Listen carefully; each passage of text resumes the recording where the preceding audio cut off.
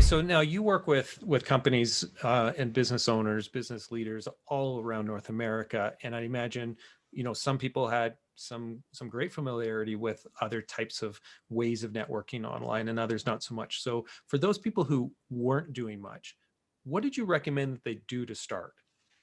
Okay, so there, there's a couple things I would speak to first. If I was talking to you as an entrepreneur that came to me and started saying, Michael, I realize this is important. I'm just not sure what you do. Here's the fundamental premise I tell people. I said, a social network is a social network.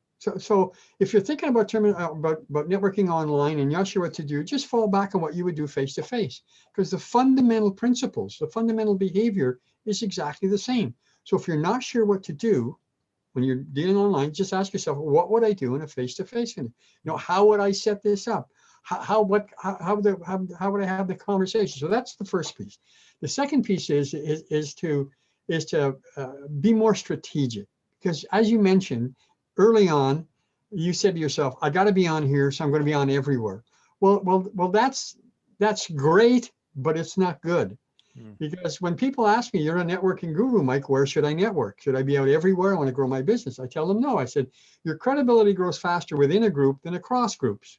So finding the fewer groups, even one group, if it's the right group, and being active in that will do more to build your credibility, to help you connect with more people, help you share value, and get there faster. So it's all about remembering the fundamental principles, being more strategic. And the third thing is to be consistent, so many people just show up at one event and where they're there, they're uncomfortable because they don't know anything. They don't know how it works and everything. And so they go through the process and maybe they make one contact, but they don't go back. Every time you go back, every time you embrace that environment, just like joining a group and going back to meetings, it will be more comfortable. You will understand the process and how it works.